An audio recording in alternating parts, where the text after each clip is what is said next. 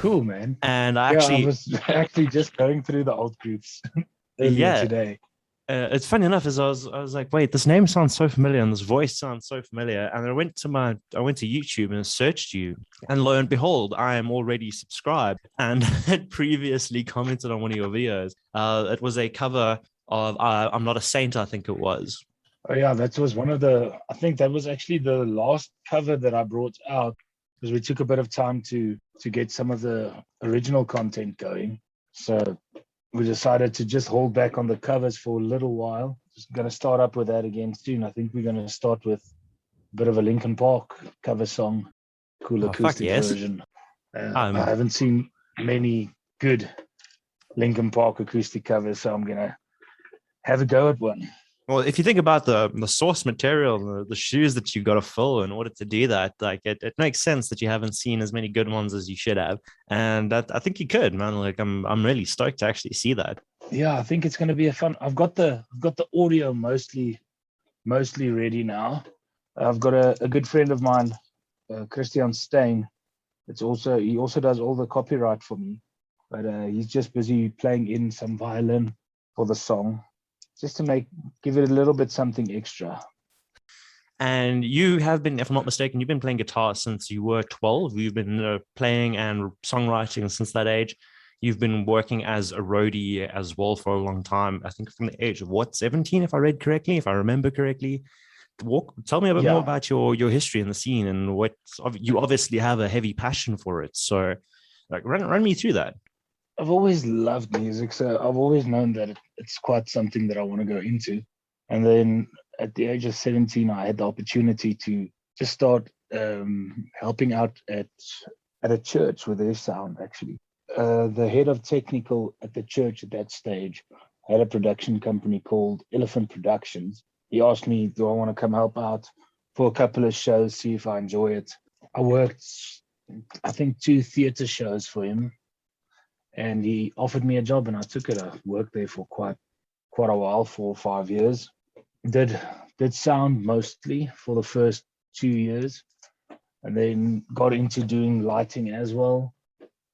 When the industry changed a bit more, or we needed something else at the company, I went into rigging because we didn't have a rigger at that stage. So I did my rigging licenses, got into that. Music's always been a passion, and learning more about the industry from the back end really helped into pushing me into becoming an artist. So it's a strange world, but everything works out, I guess. If you don't mind me asking, how old are you now? I'm 26. 26. So you've been doing this Yeah, for well over a decade, and when you put it into perspective like that, it's makes me yeah, feel old. But man, like that experience is invaluable. exactly. Now, I've been doing it for quite a while. I've loved every moment, and I've been blessed to work with some amazing artists while I was doing sound rigging, all of that. I met some amazing people, and one of the cool things is now that I'm actually gigging instead of doing sound, I get to some venues or get to festivals, and it's all these dudes that I used to work with. You just immediately click with all the crew. You know everyone by name. You know their story. You know what's going on at their place, because I'm still in contact with a lot of the people that I used to do sound with. So it's nice knowing that you're still part of the family. That's incredible. Like those networks, those bonds, those things that you build up, they're ridiculously valuable as an artist. Not just as friendships, but as helping you move forward as an artist. Like you said, when you get to a show, it's so much easier to just click with everyone. And it makes your life as an artist way easier. A lot of guys, newer guys, younger guys don't think of that. Even some of your older guys don't really respect the crews and stuff working around them. They or respect them to the extent that they deserve. Yeah, definitely. That's something I've already seen back when I was still doing sound and everything full time. Most artists, especially in a lot of the industries and shows that I worked at, they didn't really care much for the crew. The crew get ignored, but they're the guys that they are at the gig from start to end. They're setting up, especially with festivals and concerts. These guys are putting up stages 3 4 days beforehand. They're doing the gig, and then they're packing everything up. They work hard. Getting to know all of these people over the years, you build relationships that you just wouldn't have if you, let's say, artists that haven't been in the sound side of it, they won't have the full understanding of what these people do and how much they actually mean to an artist. You're not going to have a show without a sound guy, without a rigger, without a lighting engineer, without the roadie, the truck driver, the guys at the warehouse packing the gear. And all of these guys make it possible for us to do our work. So I've always felt like they need more recognition for what they do. I can definitely respect that. They honestly, they can make or break a show, honestly. And trust me, you're gonna know if they don't like you. I've been on the receiving end of that stick because we've all been young and dumb. We've all done some stupid things, and I can honestly say that I've been on the bad end of that stick. If you're listening to this and you're doing shows, respect the crew around you. Those guys, like Tian said, they work hard. They pull their weight. They do their things, and your shows would be nothing without them. Yeah, I definitely do agree with that. There is something I've always said to guys that come. I've had over the last couple of years quite a few up and coming younger artists. I'm also still up and coming, but younger artists that look up to me, that come and ask me what do I think something is that you need. And there's quite a couple of things that I tell people, but one of them is always respect the crew that's helping you out. That guy makes you sound better than you actually are most of the time. Right now, even for me, I make sure every gig that I play, you go say thank you to the crew. You go say thank you to the management. When I'm playing at a pub, I say thank you to the waiters. They make it possible. Everyone has their part in what we do. The entertainment industry is never just one person. So you have to stay humble and make sure to thank the people whose path you cross throughout the whole journey. Wonderfully worded, man. Like that's actually beautiful. I was going to say you sound like an incredibly humble dude just from the brief chat that we've had so far, and it's true. Like I'm so stoked to have a chat with you, man. I really appreciate you coming through and having a chat with us tonight. Grateful to have the opportunity. I enjoy talking to people about music and just the music industry in South Africa, and just talking to people about what I'm passionate about. Can completely relate. I'm also I won't shut up about the music scene, but what I want you to talk about is tell me about the single that's coming out. You said it's coming out. Is it for this Friday or next week Friday? Next week Friday, so the 10th of September. My debut single, Hurting Love, is being released. I've been thinking about releasing some original content for quite a while now. Originally, it started out as I had this idea to do a 5-track acoustic EP. And while I was talking to Christian, I just told him I'm going to get some quotes, and if he knows any studios, people that I should talk to. And then I got Pete from Pletson's number from him and started chatting with him. And then from there, I decided, acoustic is cool. I mostly play acoustic guitar. I can play quite a bunch of instruments, but acoustic guitar has always been my passion. So I write with it. I don't think that an acoustic EP was going to get the playtime that I think some of these songs deserve. Most of my music is written with, like Hurting Love, for instance. I wrote last year in the hard lockdown. I put a challenge up for myself, and I did 21 songs in 21 days, which was extremely, extremely difficult. And it took up so much emotional energy, but so much worth it. But this song was written to open up the conversation about addiction that most people just don't want to have. So I wrote this song, Hurting Love, from the perspective of someone who has a loved one struggling with addiction, and what they think, or what the person struggling with addiction might think their loved ones feel towards them, how they see them. So yeah, I've just made sure to get the right energy on the song, and with Peach helping out, we made this amazing, amazing track that I just think it brings all the emotion out. So I'm very excited for this debut single. There's not much more that I can really say about it. Man, you can just hear like how much of your baby this is, how excited you are about it. And by the time this episode goes up, I do believe the song is going to be out already. And just listening to the song, looking at the lyrics as well that are on the thing that's been sent through, the level of your storytelling is phenomenal. Like, it's honestly, it's so well written, and it definitely, everyone's going to interpret it differently, as is the point with music. In all honesty, it tells such a beautiful story, and it's yeah, man. Like, I don't actually have words. I don't know where I'm trying to go with it. It's a damn well written song. Are you still going ahead with the 5-track EP? Is this just the first single off of it, and to build up towards it? Yes, definitely. We are already busy with the next single that we're hoping to release by December, January latest next year. It is a mixed language, so the next track is going to be Afrikaans, and also it's going to be the first song that I actually ever wrote. That's going to be next. I wrote the next song when I think I was 12.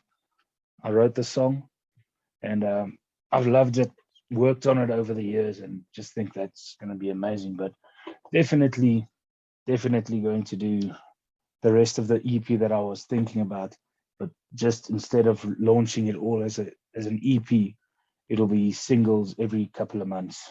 That's a good way of approaching it. Like, a lot of artists have been doing that lately, and it also gives time for each song to breathe, and hopefully gets to highlight the nuances of each track, where people will take the time to listen to each one before the next one comes out, instead of just picking a favorite from the get-go and sticking to that one song and potentially missing out.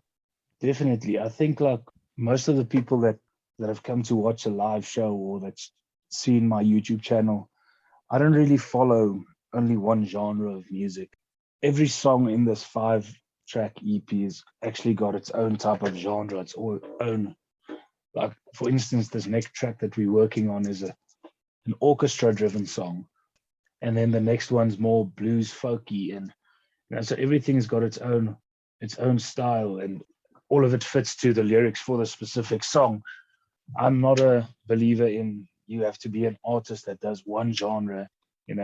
If you can write in all genres to touch more people, and for me, my writing, a lot of it is to bring up difficult conversations most people don't want to have, like Hurting Love, for instance, being about addiction. The next track is about death, the mourning process that people have, and suicide. So it's all of these songs that I'm working on have actually got these deep stories behind them, and just it's a way for me to open up conversations that I struggled to have when I was growing up, things that I went through. I want to make it easier for people that listen to my music to just tell someone, I can't explain to you what I'm feeling, but listen to this song. That's what music did for me, and that's what I want to do for other people.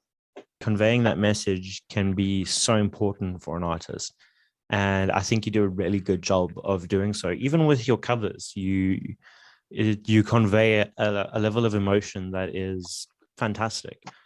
And would you say that is one of the core concepts of your music, is raw emotion? It's about conveying that message on a deeper level. Definitely. For me personally, I've always used music as a form of expression. There's always going to be artists that want to do the whole thing for name and fame, which is their right. Have at it. I wish you the best. I'll buy your album. I'll have a listen to it. I just want to express what I'm feeling, because as a kid growing up, I was diagnosed with depression from primary school. Always been struggling with it. It's difficult to talk, but I can take a piece of paper and a guitar, and I can then explain to you just the mental state that I'm in at that stage, which is something that I've always wanted to do. And that's why with all of these covers as well, for a while now on my Facebook page, I did a segment on Wednesdays, the Wednesday Whys, which I explained why I did covers of all these songs, like what the song meant to me, what it was written about, what it meant to me, and then put the link to the video just to explain to people why I'm able to put all of this emotion into how I'm playing even a cover song. Like, it's also wonderful how you engage with your audience and you explain it helps your audience connect with you, that the way you explain that this is why you chose this in particular. I really like that concept.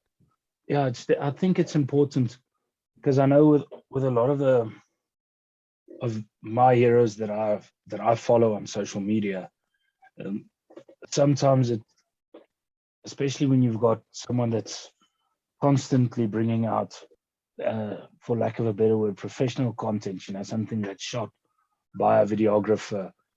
A lot of the times you look on the social media platform and you can't relate, you can't feel this. Doesn't feel like a personal thing. And I always try to make it personal with everyone that I'm interacting with on socials. So that's why I make sure to do Facebook Live shows, just to have a chat with my fan base, ask them, what music are you listening to? What do you want me to play for you? That type of thing. I think it's important to make time for your fans, because they are actually the ones that are putting you in the places where you need to be as an entertainer. Without fans, you're not really an entertainer. So for me, just making time for everyone that makes time in their day for my music, I just want to make time in my day. Oh man, that's wonderful. Like, honestly, that is so respectable. It's just, like I said earlier, engaging with your fan base and getting to know them on a personal level. Like, a lot of artists try and do that, but I honestly think the way that you're going about it is really, really cool. What I wanted to touch on is you mentioned having been very early on diagnosed with depression. Was that a large, how do I say, contributing factor to getting involved in music? Was that something that led you to being involved in music, or were you already involved in it at the time? And how has it helped you with your struggle through that? So, like, a lot of my fans and a lot of the people that I talk to at shows and so on, when I'm busy playing my original music, I always play the first song that I wrote, called Yamuput, and I explained to them I got into the music industry when I was 12 years old, so that's grade 7. I had a best friend at that stage. She played guitar and sang. One day she just asked me, like, dude, promise me that you're going to learn how to play. Being young, being a kid, you promise things without realizing what you're promising. 2 weeks later, she committed suicide. I had to keep that promise, and keeping all of that, I kept it a secret, and what I was feeling away from the people in my family, friends. I kept everything away from them, and that's when my depression kicked in. Also at the age of 12, the end of the year, I'd saved up enough money, bought a guitar, and started playing. So that's how I got into the music industry, actually because of a promise that I made. So for me, learning how to play music unfortunately came hand in hand with my depression, but also the music side of it helped me through all of it. It gave me that outlet, especially for, I think for males overall, we get brought up in a way like we're not supposed to talk about what we're feeling. We're not supposed to cry. We're not supposed to do this. And having music just to let out what I'm feeling without having to be ashamed that or having the feeling of being less of a man, that type of thing. That's where music really helped me. I don't have words for that story. Irrespective of the age involved, like that is a lot to put on the shoulders of a 12-year-old. Depression is understandable, in terms of that situation. But good on you for keeping that promise. That's got me very introspective and thinking about how I'd be in that situation. Yeah, it's a difficult thing. Keeping a promise is a difficult thing at any stage in your life. You have to just decide for yourself what type of person you're going to be at the end of the day, and do you want to keep your promises? And if someone's special enough to you, you'll always keep that promise. And this person that I had promised to really meant that much to me that I just had to keep it. And I'm very glad, because it taught me something about myself, created the person that I am today. So I'm very thankful for the promise that I had made, irrespective of the situation that led to that promise. Honestly, looking at where you are now as a musician and what you're capable of and the quality of the music that you put out, I honestly believe that person should be proud. You honestly, personally, just from watching your content and having engaged with it in the last 3 months, it's fantastic. It's really, really good content, and you are a fantastic musician all around. Thanks so much, Ben. I really appreciate it. I'm so sorry. That conversation that hit me in the feels, man. That was a really, really intense story. Like I've mentioned quite a couple of times, for me, my music and the story that I want to tell and all of it that leads to it is I want to be able to open up these difficult conversations for anyone that's struggling with any sort of emotion. I'm a huge ambassador for helping out people with mental health and being someone that struggles with it daily. I want to be able to help people and help people understand that it is okay to talk about these things. It is okay to say, listen here, dude, I'm struggling with this. This is what I went through. It doesn't make you any less of a person having gone through these struggles and wanting some help. That's something I think a lot of people, we've got this stigma about mental health and addiction and all of these type of things. Especially I think in the South African culture, the Afrikaans culture, there's all these taboo subjects that I just want to blast open with music and just let people know that it's okay to be struggling. It's okay to be feeling. We all have emotions. We all need to deal with it. The world would be such a better place if everyone just learned from a young age how to deal with the emotions and not project it onto other people, into other situations. No, I agree with you 100% there. The concept of these difficult conversations, these talking about emotion, South Africa as a whole, not just with Afrikaans, just in so many different cultures, it's something that we're raised to do. It's be a man, toughen up. Having someone pick apart at that slowly but surely with music is a great way to reach people, whether slowly and subconsciously at first. It will eventually allow people to open up, and I really hope that it does have that influence in people and as many people as possible. Yeah, definitely. I think, like you said, slowly but surely, even if it's on a subconscious level, eventually the message will get through. I know there are a lot of artists that are also working on it. There's a lot of people. We've got just such amazing support structures for people with mental health issues and with addiction. And one thing that I always tell, because I've got quite a bunch of fans that talk to me about this stuff when they come to a gig and ask me, do I know someone they can go talk to? There's a lot of help out there. And one thing that I've seen, especially the last couple of months or the last year or so, there's a lot of people think that you need to have money to go see someone. There's a lot of institutions that are willing to help you, even if you can't afford to pay for it. There is help out there. All people just need to start asking. And that's also one of the difficult conversations is people don't know how to ask for help. It just makes it easier for people to know, like, listen, there are people that are in a better space, or it looks like they're in a better space, that are getting help. There's help for you out there as well. No, that is very, very true. And people struggling to ask. In typical sludge fashion, we've gone on a bit of a tangent here. It's this is something that we could possibly talk about for hours, and just the state of mental health, the impact that it has on just everyone as a whole. It's such a deep dive. It's such a rabbit hole to go down. It's crazy because it's something that could have its whole own slot to talk about. It's something that we actually talk about on Sludge as well with mental wealth.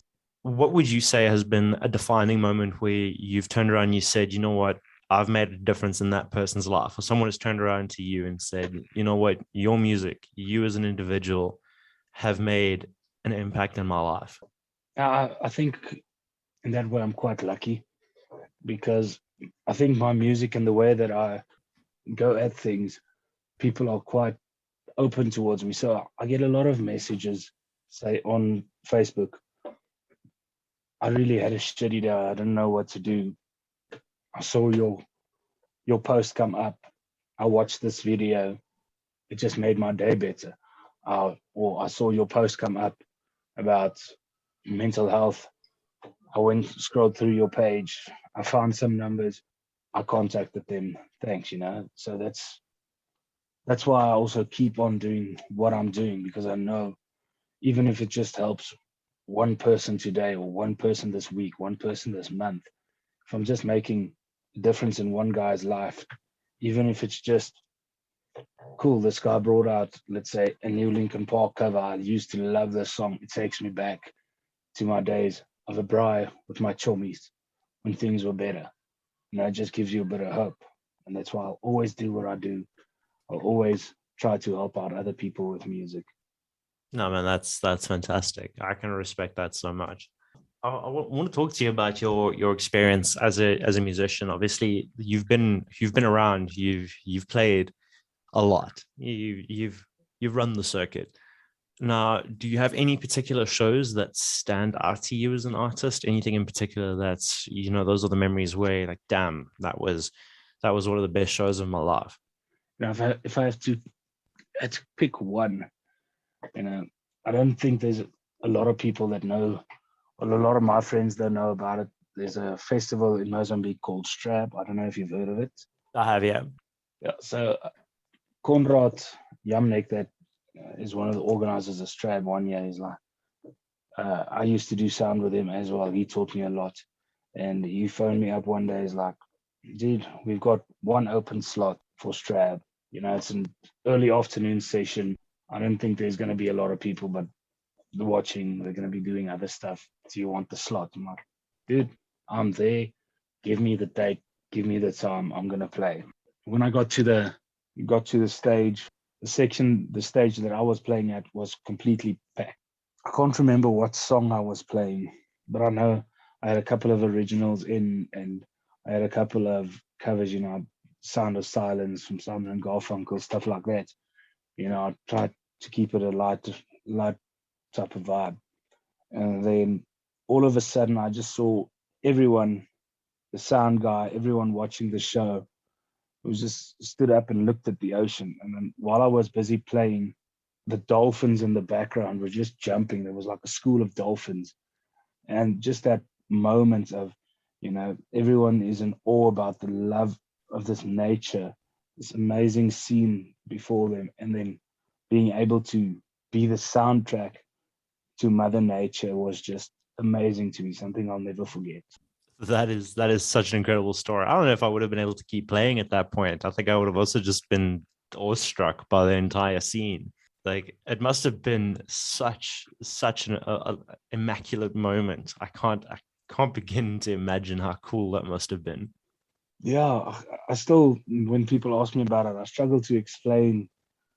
I should probably write a song about it, but explain what I felt, but it's just one of those things that you'll truly never forget. And I still get people that were like, that come to shows like, we saw you at Strab, we remember the dolphins, so it's something that's stuck in other people's heads as well, which is amazing. Yeah, I don't think you would ever be able to accurately convey that moment. That's one of those you had to be there kind of experiences. That's like, I'm just hearing the story, I'm envious, and I'm like, I would have loved to be there to watch that. Must get to the next Strab then. What are the odds of it happening I'm going to be What are the odds of it happening twice? Let's be honest. That sounds like a once in a lifetime probably not event. Yeah. Well, we can dream. We can all have dreams. I'd love to be in the crowd watching someone play, having a school of dolphins, just having fun. So, the next Strab, I'll be there. It's a once in a lifetime moment. Let's see. I don't see that happening again. Maybe something similar, but that is a unique experience to you and to everyone who was there and who got to witness it. And that's cool. That's definitely. Like, limited edition memories. Yeah. I think there's so many of them for people, but that's one that stuck with me.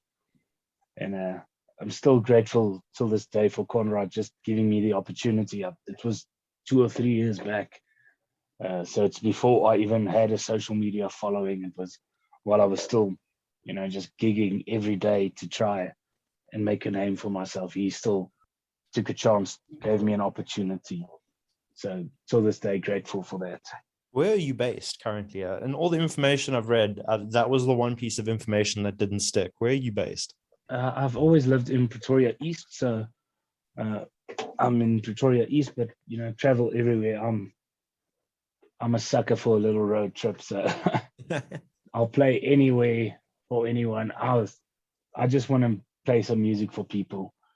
Having a couple of days drive wouldn't bother me. Having a few hours drive to go play for an hour and driving a few hours back, it's not an issue as long as I get to play. I can completely relate to that as an artist, as a musician myself.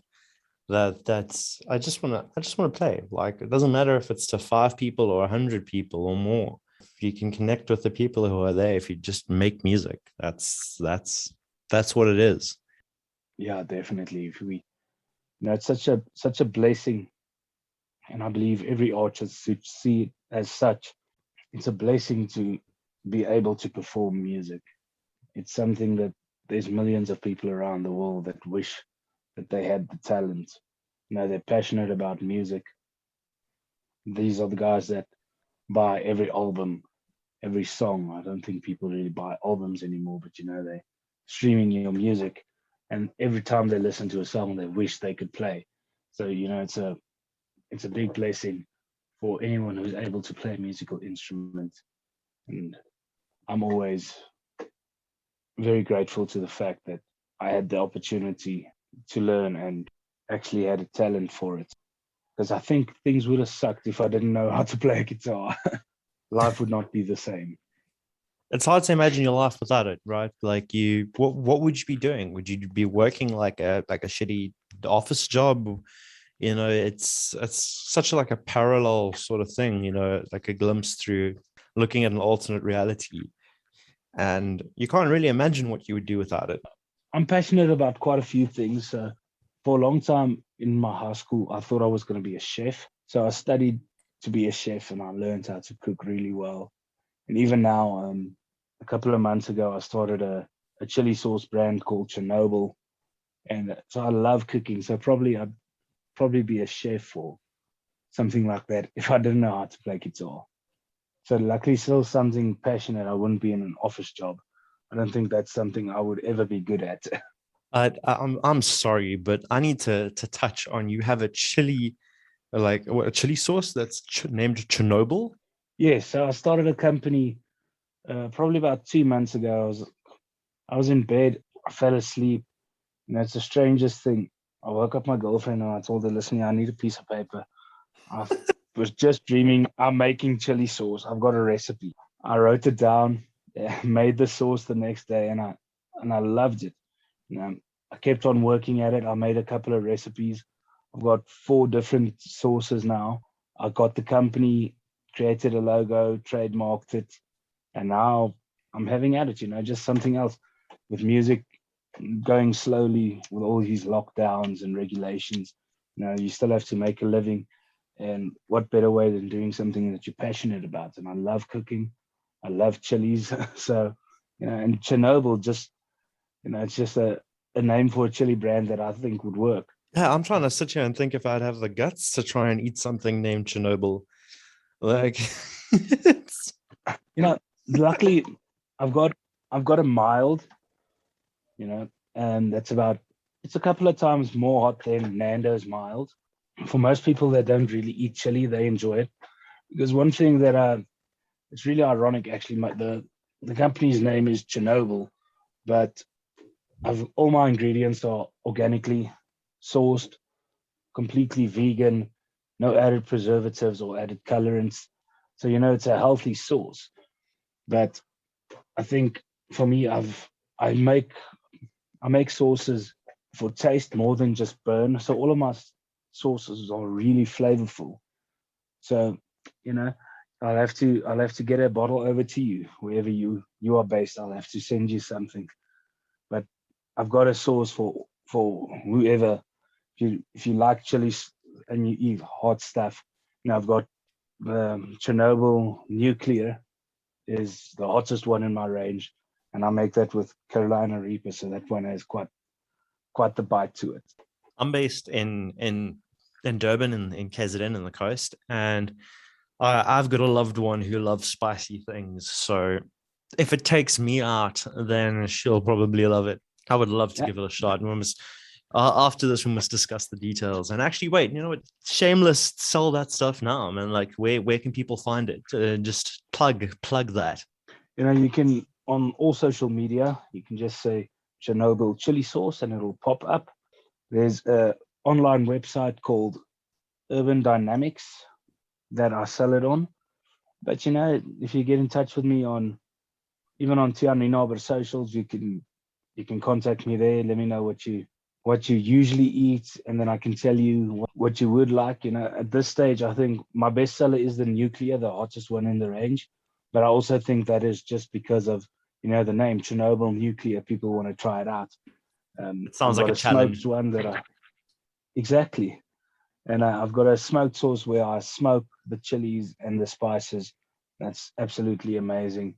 But like I said, all my sauces are vegan, organically sourced, no added preservatives or colorants.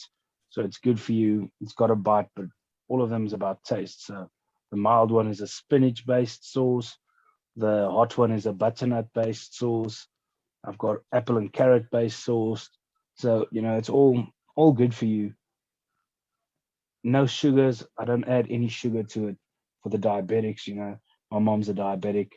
So when I cook, I don't use any sugars or anything like that. So it's actually a chili sauce that's good for you, that tastes great. So check it out on any Chernobyl chili sauce on Instagram and Facebook. That's fantastic. I can't wait to give it a try. So you said that you would have been a chef had you not gone into music. Is that something that kind of parallels? So obviously you're running the chili sauce business on the side. You said you're doing that more in lockdown. How would you say the lockdown has affected your? Do you think it's slowed you down as a musician, or has it given you the opportunity? Was it opened other doors for you to work on other things? To be quite honest, I think most musos really struggled throughout the hard lockdown. But for me, it was actually great. At the start of the hard lockdown last year, I think it was last year. I can't remember when the hard lockdown started, but it was last year sometime. My Facebook social media following at that stage was just over 1,000 people. And I just kept on putting out content, doing live shows. And that lockdown gave me the opportunity to build quality content, And through that, my fan base actually grew from that 1,000 to 6,500. Good God, that is some exponential growth. Like, damn it. Yeah. So in just a year's time, I grew from 1,000 to 6,500 throughout the lockdown, just being able to push content, make stuff, interact with my fans. At that stage, I was doing live Facebook shows 2 or 3 times a week, some of the times, and then moved it to once a week. I did a live concert that's also on my YouTube page, the full 1 hour live show.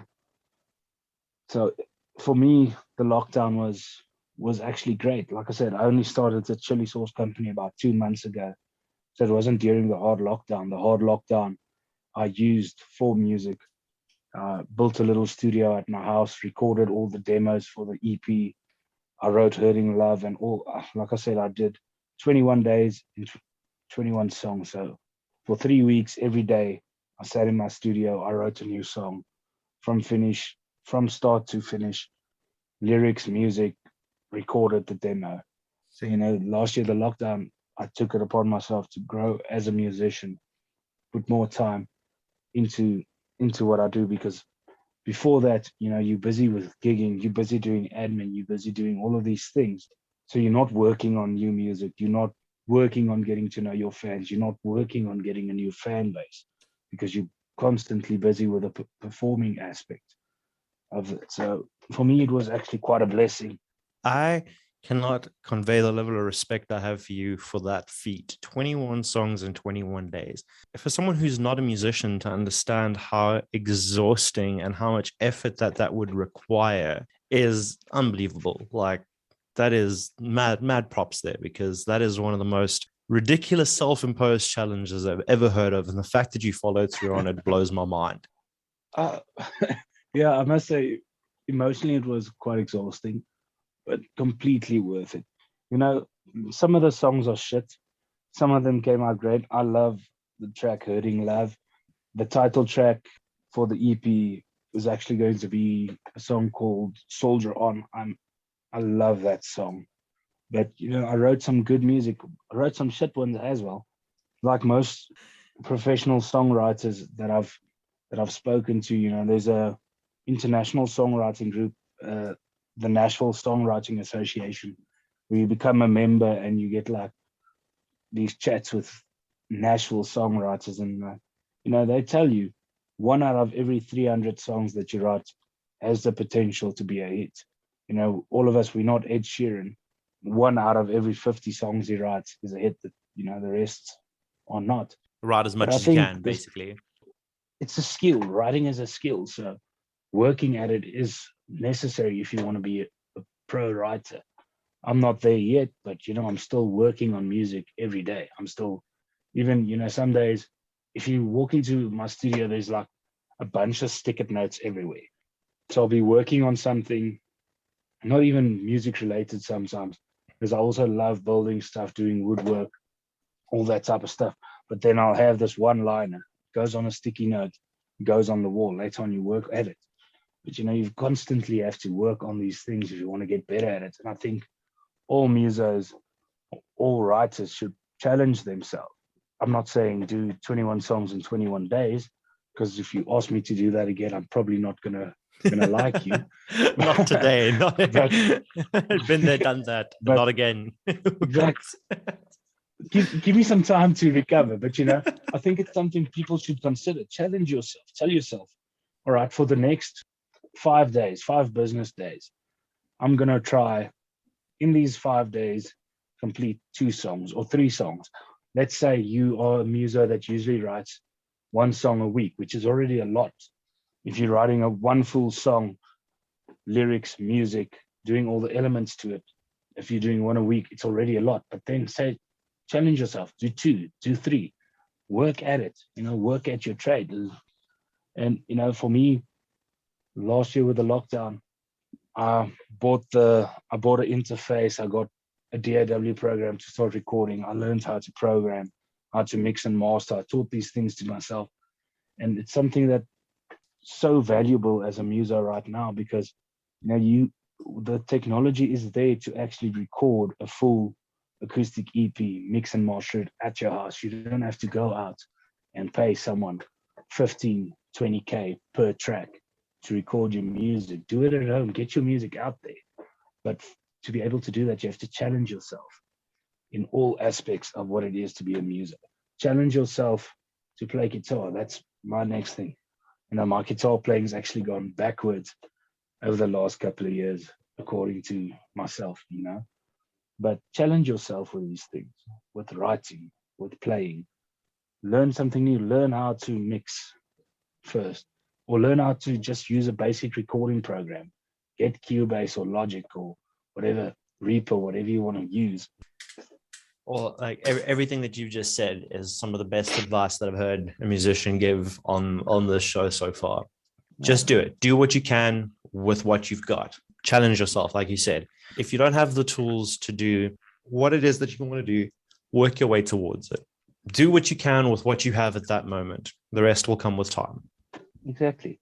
You know, as long as I'm a strong believer in, as long as you work hard for something and you work at something, as long as you do that, things just have a way of working out. You know, it might take 5 years, it might take 10 years, you know, but you know, for musicians, mostly, for most guys, you don't have to do music as a full-time job. It's not, you know, you can still have your full-time job, have some time in your lunch break to work on music, and do some advertising or whatnot, do your writing in the evenings. For most people, until you get at a certain point, you don't have to do it full time, so you can still pursue your music. Man, it's not for the faint of heart. Like, that is the epitome of diving into the deep end.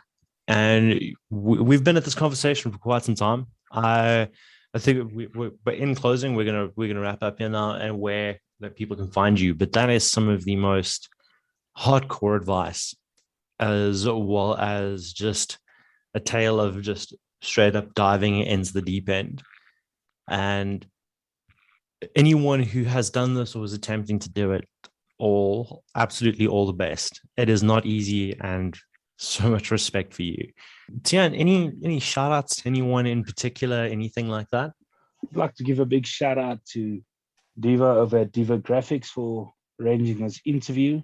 Marcel, you over at Sludge, I really appreciate it. Christian staying there at Stain IP for helping out with all my copyright. And then my good friend Janis de Villiers, who's the owner of Moving North Media, who helped me with all my content up to now, as well as the new single that will be released next week, Friday, the 10th of September. Just a big shout out to all of them. That's fantastic. I think Devo has single-handedly contributed more content to this podcast than pretty much any other single individual. He sent more artists our way than I can actually care to count at this point. And man's honestly, he's such a positive force in the entire music scene. And really one of the hardest working people that I ever know of in this entire community. The man is just the whole of the machine. It blows my mind. Definitely. So this episode is going to be up on Spotify, Apple Music, and SoundCloud. Those are also 3 places that you can find Sludge Underground. You can also catch us on Facebook at Sludge Underground, on Twitter Sludge031, as well as Sludge031 on Instagram. We do also have a YouTube channel. Content's a bit quiet there as well, but subscribe. We've got some cool plans for that as well. And yeah, you can find me personally up on YouTube, Facebook, Twitter, and TikTok as Marcel Smuts. Tian, where can people find you, and where can people find your music? On YouTube and Facebook and Instagram. So all of it is, I think Tian Nienaber for YouTube and Facebook. That's Tian with 1 A, Tian, Nienaber, Nienaber. And then for Instagram, it is Tian_Nienaber. You can check me out there. All of my upcoming shows, upcoming content, all of it's released on all the platforms at the same time. So you can check me out there and know what I'm up to. And then you can pop me a message there if you've got a song that you'd like to hear from me. If you just want to have a chat, if you want to find out about any mental health stuff, addiction stuff, you need some help, feel free to send me a message. I'll get back to you. And just keep on going at it yourselves, guys. It's a tough world out there, but each and every one of us has got what we need to get through the day within ourselves. So just be you, be lekker. I highly recommend checking out Tian's YouTube channel. It is an absolute treat and does not have the love it currently deserves. So please, if you're listening, do yourselves a favor and go check out that YouTube channel. Subscribe, watch the videos, drop likes, drop comments. You will not regret it. It is some good content. Tian, thank you so much for taking the time to have a chat with me this evening. I cannot express how much I appreciate it. I have thoroughly enjoyed the chat that we have had. Marcel, thanks so much for having me. Really enjoyed it. I hope we'll have another one soon. And I'll chat to you soon about getting some Chernobyl. Over to you. I cannot wait, Brother Bear.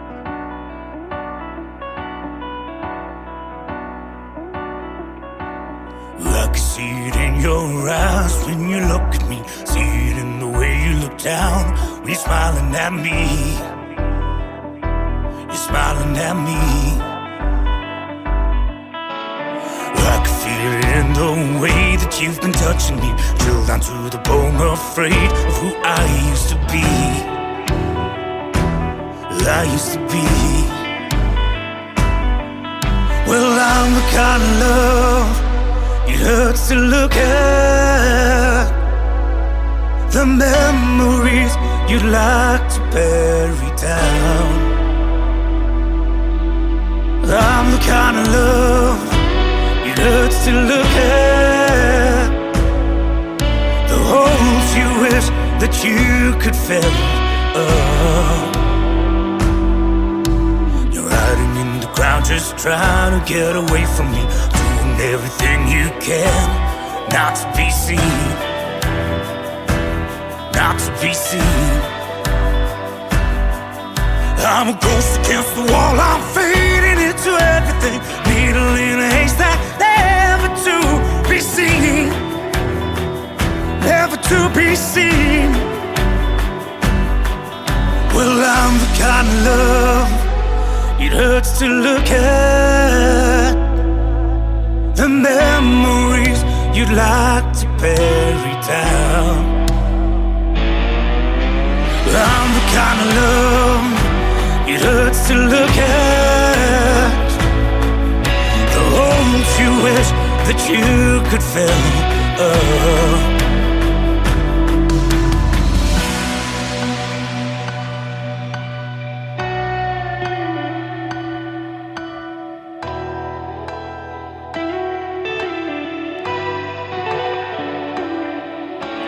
I'm the kind of love it hurts just to be around. I'm the kind of hate you hope you never find.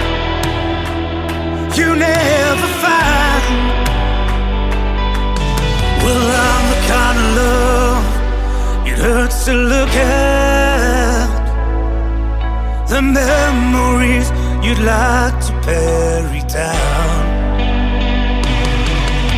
I'm the kind of love it hurts to look at. The holes you wish that you could fill up. Well, I'm the kind of love it hurts to look at. The memories you'd like to bury down.